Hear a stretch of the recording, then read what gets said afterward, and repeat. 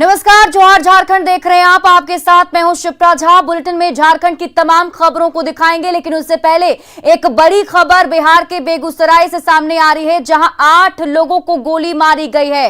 अलग अलग जगहों पर गोली मारकर हत्या की कोशिश का आरोप है। बताया जा रहा है कि कोई साइको किलर है जिसने अलग अलग जगह पर 8 लोगों को निशाना बनाते हुए गोली मारी, जिसने सभी लोगों को गोली मारकर उसे मौत के घाट उतारने की कोशिश की।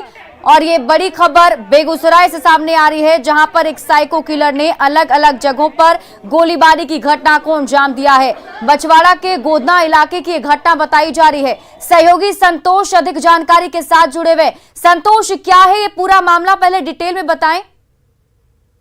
जी बिल्कुल, जो घटना सामने आ रही है उसमें निश्चित रूप से कहा जा सकता है किसी साइको व्यक्ति के द्वारा ही इस घटना को अंजाम दिया गया है। क्योंकि अगर देखा जाए तो बेगूसराय जिले के जो सबसे पहला छोर है बछवाड़ा प्रखंड, वहां से अपराधियों ने वारदात को अंजाम देना शुरू किया। बछवाड़ा में सर्वप्रथम 3 लोगों को गोली मारी, उसके बाद फिर तेघड़ा थाना क्षेत्र के जो है आधारपुर के समीप वहां भी 2 लोगों को अपराधियों ने गोली मारी है। और उसके बाद जो है फुलवरिया थाना क्षेत्र के पिपरा चौक के समीप भी 2 लोगों को गोली मारी गई। और फिर चकिया थाना क्षेत्र के थर्मल गेट के नजदीक भी जो है 3 लोगों को गोली मारी गई है। जो जानकारी मिल पा रही है, कुल 8 लोगों को अपराधियों के द्वारा निशाना बनाया गया है। और 2 अपराधी बताए जा रहे थे जो एक बाइक पर सवार थे और इस पूरी घटना को अंजाम दिया है। जिसमें अब तक जो जानकारी मिल पाई है, इसमें एक व्यक्ति की मौत हो चुकी है और 7 लोग विभिन्न जगहों पर इंजर्ड हैं, जिनका इलाज चल रहा है, जिनमें 3 की स्थिति जो है बिल्कुल गंभीर बताई जा रही है। हालांकि एसपी ने जानकारी मिलने के बाद कार्रवाई की है और पूरे जिले में नाकाबंदी कर दिया है। पुलिस जो है पूरा नाकाबंदी किए हुए है। पुलिस द्वारा ये कहा जा रहा है कि अपराधी को बाहर नहीं निकलने दिया जाएगा।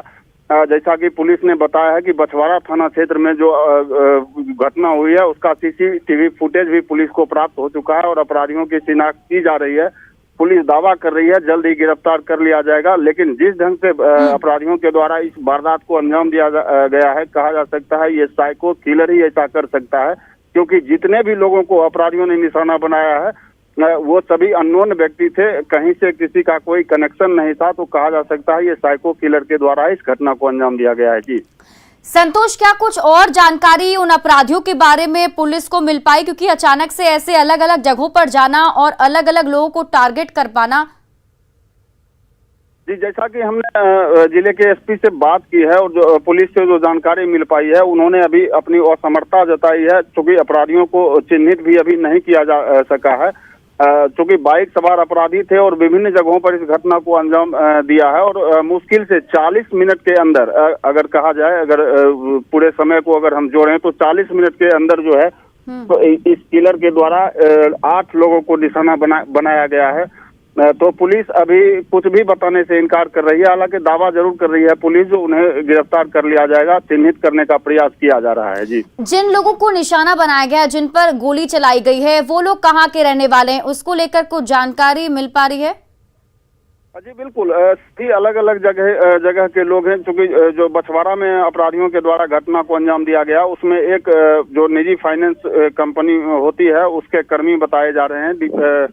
विकास कुमार नाम बताया जा रहा है। वहीं जो तेघड़ा में मारा गया उसमें एक रघुनंदनपुर का युवक है जिसका दीपक कुमार नाम है और एक अन्य युवक उसका भी नाम विकास कुमारी है। और जो चकिया में मारा गया है जिसको अपराधियों ने निशाना बनाया है, वो सभी आसपास के ही रहने वाले थे और सड़क किनारे ही गुजर रहे थे। तो राहगीरों को ही अपराधियों के द्वारा निशाना बनाया गया है। सभी जो है वो आसपास के ही लोग हैं।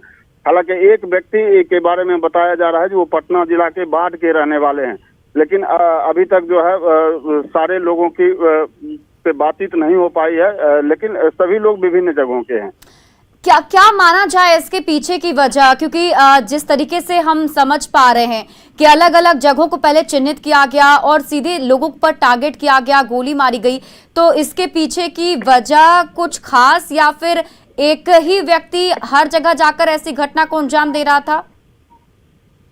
जी बिल्कुल, जैसा बताया जा रहा है एक ही व्यक्ति जो बाइक सवार 2 युवक थे, उसी ने इस सारे घटनाक्रम को अंजाम दिया है। और जो बताया जा रहा है जो प्रत्यक्षदर्शी थे वहां के, हालांकि पुलिस अभी इस मामले में कुछ नहीं बता रही है, लेकिन जो प्रत्यक्षदर्शी थे उनके अनुसार जो है दोनों युवक के पास पिस्टल था और वो फायरिंग कर रहे थे। अनुमान लगाया जा रहा है कि दोनों युवक नशे की हालत में थे और नशे की हालत में ही उन्होंने इस घटना को अंजाम दिया। हालांकि पुलिस से दबी जुबान में ये कहा जा रहा है कि वो विक्षिप्त थे, लेकिन ऐसा माना नहीं जा सकता क्योंकि दोनों युवक एक साथ विक्षिप्त नहीं हो सकते। तो कहीं न कहीं ये साइको किलर के द्वारा इस घटना को अंजाम दिया गया है। फिलहाल पुलिस जो है जांच में जुटी हुई है। जी संतोष, जरा ये बताइए कि जिन जगहों के बारे में बात कर रहे हैं हम लोग, अलग अलग जगहों पर भी जाया जा रहा है, तो अगर उन जगहों को मिलाकर देखें तो कितना वक्त लग जाता है वहां तक पहुंचने में और एक एक जगह को आइडेंटिफाई करने में और वहां जाकर गोलीबारी की घटना को अंजाम देने में? बिल्कुल, जैसा कि मैंने पहले भी बताया कि बेगूसराय जिले के सबसे पूर्वी छोर पर बछवाड़ा को से शुरू अपराधियों के द्वारा घटना को अंजाम देना शुरू किया गया था और बछवाड़ा से जो अंतिम छोर है बेगूसराय जिला का, जिसे राजेंद्र पुल कहते हैं, चकिया थाना क्षेत्र में ही आता है, वहां जाकर जिला जो है समाप्त हो जाती है। तो पूरे NH 28 और NH 31 को अपराधियों ने कवर किया है और यही दो अपराधी थे जो विभिन्न जगहों पर गोलीबारी की घटना को अंजाम दिए हैं। अगर समय की हम बात करें तो तकरीबन 40 मिनट से 1 घंटे सामान्य रूप से इन जगहों पर जाने में लगता है, लेकिन चूंकि अपराधी बहुत तेज गति में थे और घटना को अंजाम दे रहे थे, तो ऐसा अनुमान लगाया जा रहा है कि 35 से 40 मिनट के भीतर इन सारी घटनाओं को अंजाम दिया गया है। जाहिर सी बात है 8 लोगों को निशाना बनाया गया है, गोलीबारी हुई है, तो दहशत का माहौल भी काफी ज्यादा उन इलाकों में होगा। लोगों का क्या कुछ रिएक्शन समझ में आ पाया आपको? बिल्कुल, जितनी बड़ी ये घटना है तो निश्चित रूप से जो है दहशत का माहौल तो है। लोग जो है तो डरे सहमे हैं और रोड, अगर हम सड़कों की बात करें तो पुलिस के द्वारा नाकेबंदी की गई है हर जगह पर। लोगों का आवागमन जो है वो कम हो गया है सड़कों पर, तो निश्चित रूप से कहीं न कहीं दहशत में है लोग। जो स्थानीय लोगों से हमारी बात हुई है उन लोगों का भी कहना है जो कुछ पता नहीं चल रहा है कि किस तरह से और क्यों अपराधियों ने इस घटना को अंजाम दिया है, और लोगों के द्वारा ही बताया जा रहा है कि निश्चित रूप से वो साइको किलर की तरह ही इस घटना को अंजाम दिया है। जिले में अगर कहा जाए तो पहली ये बड़ी घटना है जिसमें इस तरह से किसी अपराधी के द्वारा विभिन्न जगहों पर एक साथ जो है तकरीबन 8 लोगों को निशाना बनाया गया है। जी बिल्कुल, लेकिन जिस तरीके से देखिए अलग अलग जगहों पर जाते हो, जैसे कि आप बता रहे कि 40 मिनट का वक्त लगा और 40 मिनट के अंदर इस घटना को अंजाम दे दिया गया साइको किलर के द्वारा, तो एक बड़ी चुनौती कहीं ना कहीं पुलिस के लिए भी बनती जा रही है। जी, पुलिस के लिए तो ये चुनौती है ही, और सबसे बड़ा सवाल भी पुलिस पर खड़ा हो रहा है क्योंकि ये तकरीबन अगर हम बात करें तो लगभग 35 किलोमीटर की ये दूरी है जिसमें अपराधियों ने इस घटना को अंजाम दिया है अलग अलग जगहों पर। और इस बीच जो है लगभग 7 थाने जो आते हैं इन सड़कों पे, तो निश्चित रूप से कहा जा सकता है कहीं न कहीं पुलिस की गश्ती पर भी सवाल खड़े हो रहे हैं। पुलिस की गश्ती में कमी है क्योंकि शाम का जो वक्त था तो निश्चित रूप से पुलिस की गश्ती होनी चाहिए थी, पुलिस का आवागमन होना चाहिए था, लेकिन जिस तरह से अपराधी ने घटना को अंजाम दिया है तो पुलिस पर एक सवालिया निशान तो खड़ा हो ही रहा है कानून व्यवस्था पर। जी बिल्कुल, क्योंकि देखिए अलग अलग जगहों पर जाते हैं और वहां पर जाकर के गोली मारते हैं और फिर वहां से निकल भी लेते हैं और पुलिस को इसकी भनक तक नहीं लगती है। आखिर अभी फिलहाल पुलिस की तरफ से क्या कुछ और कार्रवाई की जा रही है? जी, अब जैसा कि थोड़ी देर पहले हमारी बात हुई थी उसमें पुलिस ने दावा किया है जो बछवाड़ा में उन्हें CCTV फुटेज प्राप्त हुआ है अपराधियों को चिन्हित करने की कोशिश की जा रही है, लेकिन अनुमान लगाया जा रहा है जो अपराधी जो है राजेंद्र पुल के रास्ते जिले से बाहर निकल गए हैं, लेकिन फिर भी पुलिस के द्वारा नाकेबंदी की गई है और जो है आगे के रास्ते में भी जो थाने आते हैं जैसे हातिदा हो गया, मोकामा हो गया, इन सब से भी संपर्क किया गया और अपराधियों जो है उसको पकड़ने की कोशिश की जा रही है, लेकिन अभी तक सफलता मिलने की कोई सूचना नहीं मिली है। जी संतोष, जैसे जिन लोगों को निशाना बनाया गया है, जिन पर गोली चलाई गई है, क्या उनके परिजनों से कुछ बातचीत हो पाई आपकी? वो लोग क्या कुछ बता पा रहे हैं? जी बिल्कुल, जो इंजोर्ड हैं तो जो नजदीक के रहने वाले थे उनके परिजन तत्क्षण वहां पर पहुंच गए, उनसे हमारी बात भी हुई और परिजनों ने बताया, जैसा कि मैंने पहले बताया, जो एक निजी फाइनेंस कंपनी के कर्मी हैं उन पर जो गोलीबारी हुई है उनके परिजन पहुंचे थे। उन्होंने कहा जो उनके अनुसार ये अपना काम करके बछवाड़ा से वापस गोधना जा रहे थे, इसी क्रम में अपराधियों के द्वारा निशाना बनाया गया था और सभी लोग जो है अननोन लोग हैं, किसी से कोई मतलब नहीं है, सभी अपने काम करने वाले हैं या फिर राहगीर हैं। तो जो है ऐसा कहा नहीं जा सकता है जो किसी से दुश्मनी हो गई, या फिर अगर दुश्मनी होती तो एक जगह किसी के साथ हो सकती थी, लेकिन विभिन्न जगहों पर 8 लोगों को टारगेट करना अपराधियों के द्वारा ये कहीं से उचित नहीं लग रहा है।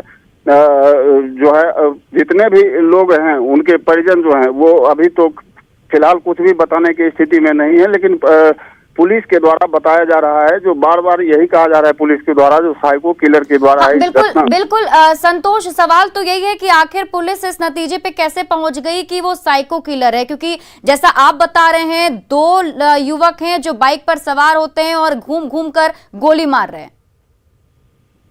जी, ये कहा जा सकता है, क्योंकि एक युवक अगर रहता तो फिर कंफर्म था, जो विक्षिप्त भी हो सकता था, लेकिन जैसा कि पुलिस ने बताया था जो वो मानसिक रूप से विक्षिप्त हो सकते हैं, लेकिन अगर 2 युवक एक साथ हैं तो दोनों विक्षिप्त नहीं हो सकते। तो कहीं न कहीं ये कहा जा सकता है या तो फिर वो नशे में थे या फिर जो है वो दहशत फैलाने के लिए ऐसा कर रहे थे।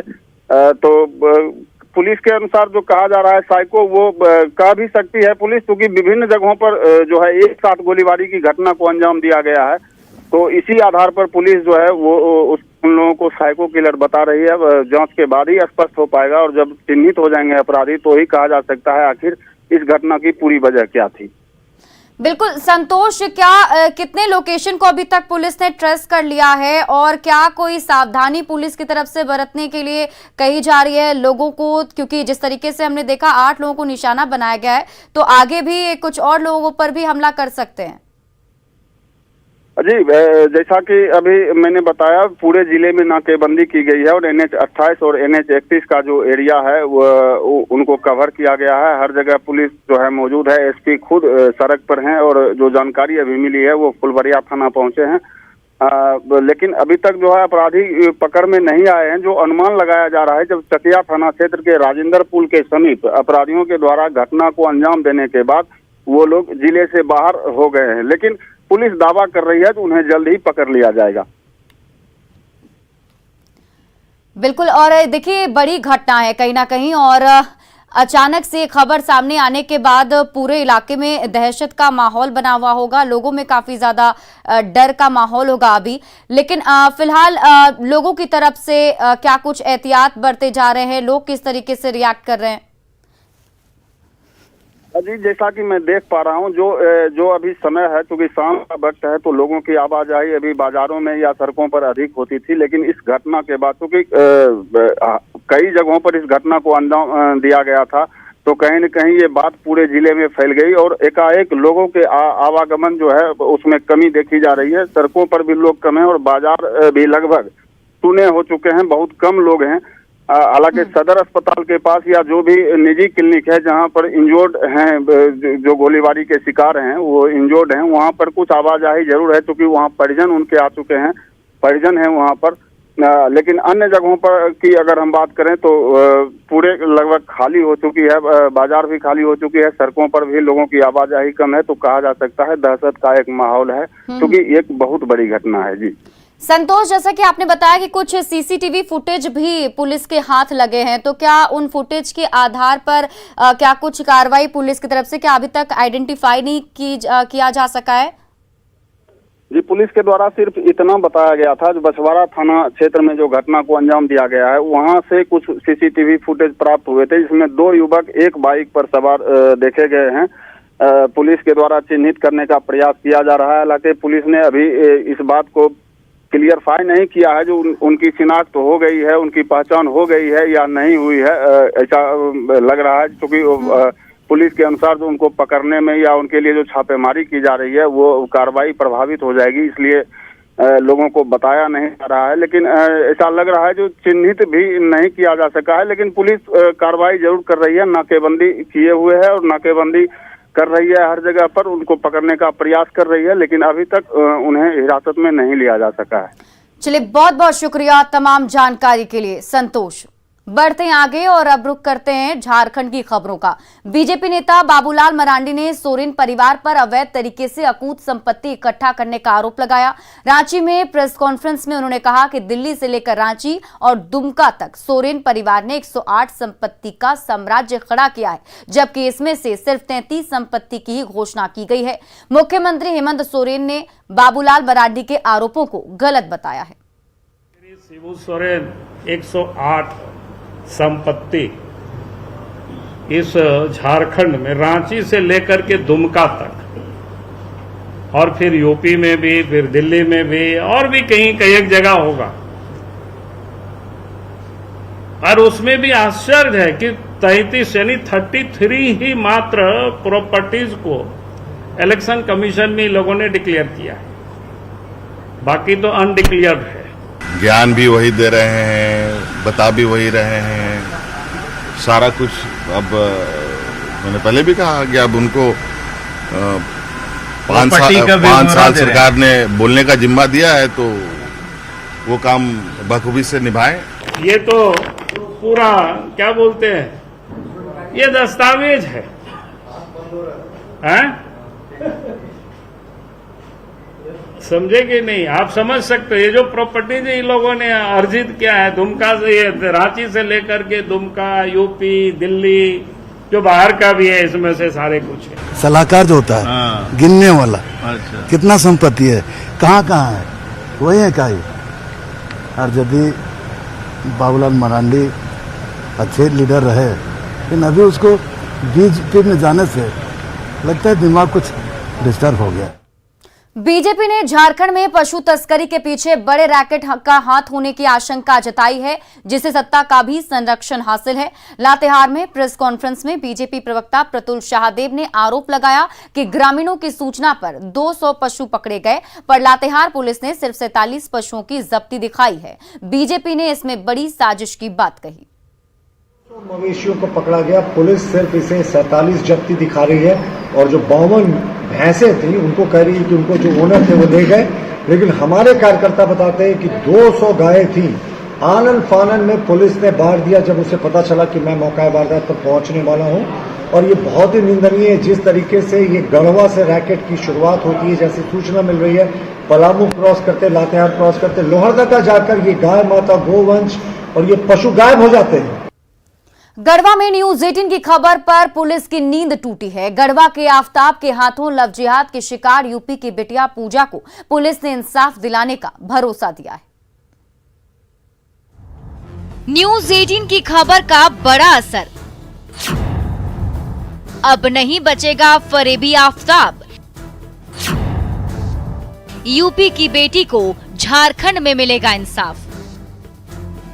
यह है गढ़वा का फरेबी आफताब, जो यूपी के सोनभद्र में दवा कंपनी में एमआर का काम करता था। वहीं इसने पूजा को भी देखा तो दिल दे बैठा। खुद को पुष्पेंद्र बताकर उससे दोस्ती की। साल 2012 में शादी भी कर ली, 2 बच्चे भी हुए, लेकिन अचानक उसे छोड़कर गढ़वा आ गया।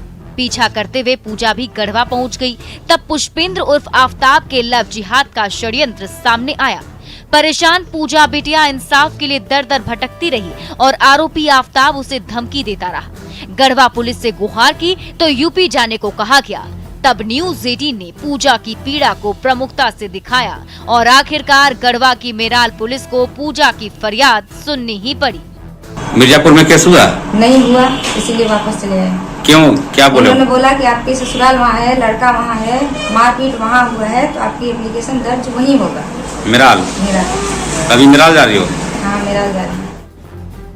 पहले दुमका में बेटी को जलाया, फिर लोहरदगा की बेटी को फंसाया, इसके बाद बोकारो की बेटी को धमकी दी, फिर झारखंड के अलग अलग हिस्सों में एक के बाद एक सामने आते लव जिहाद के मामलों ने सनसनी मचाकर रख दी।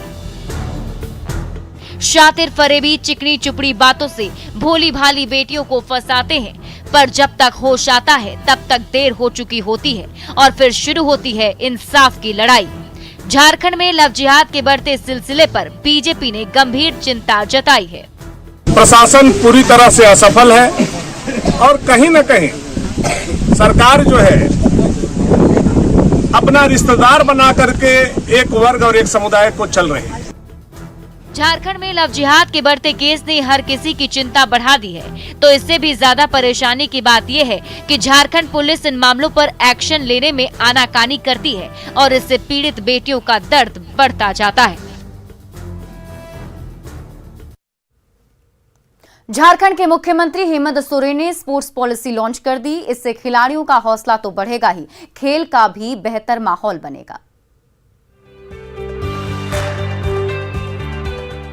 अब झारखंड के प्रतिभावान खिलाड़ियों को ना तो ट्रेनिंग के लिए तरसना होगा और ना ही नौकरी के लिए, क्योंकि झारखंड सरकार की नई खेल नीति में उभरते खिलाड़ियों को नेशनल और इंटरनेशनल लेवल पर तराशने का तो प्लान है ही, उनकी नौकरी और रोजगार के लिए भी दमदार नीति बनाई गई है, जो सही तरीके से जमीन पर उतरी तो वो दिन दूर नहीं जब झारखंड के होनहार खिलाड़ियों का लोहा पूरी दुनिया मानेगी।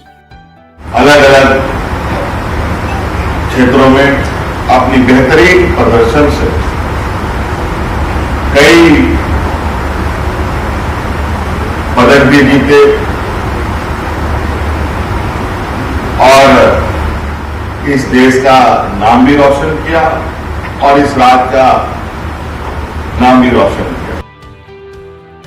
अगले 5 साल के लिए बनी स्पोर्ट्स पॉलिसी में खेल प्रतियोगिताओं में मेडल जीतने वाले खिलाड़ियों को न्यूनतम 50,000 की सम्मान राशि देने का ऐलान किया गया है। तो पंचायत से लेकर स्टेट लेवल के खिलाड़ियों को नेशनल और इंटरनेशनल लेवल की ट्रेनिंग देने का भी प्लान बनाया गया है। यही नहीं, होनहार खिलाड़ियों को झारखंड के सरकारी स्कूलों में स्पोर्ट्स टीचर के रूप में बहाल करने का भी मुख्यमंत्री हेमंत सोरेन ने ऐलान किया है। हो सकता है कि आने वाला समय में हम लोग पहले एक प्रयोग के तौर पर स्कूलों में स्पोर्ट्स शिक्षकों की भी बहाली करेंगे और हो सकता है कि हमारे खिलाड़ियों को ही हम प्राथमिकता से उसमें मौका देने का प्रयास करेंगे। झारखंड की नई स्पोर्ट्स नीति ने झारखंड में जोशीले खिलाड़ियों का हौसला तो बढ़ाया ही है, उन्हें और कड़ी मेहनत करने के साथ साथ प्रदेश और देश का नाम रोशन करने की भी प्रेरणा दी है। निरंजन कुमार, न्यूज़ 18, रांची। और फिलहाल इस बुलेटिन में अभी के लिए बस इतना ही। आप देखते रहिए न्यूज़ 18 बिहार झारखंड।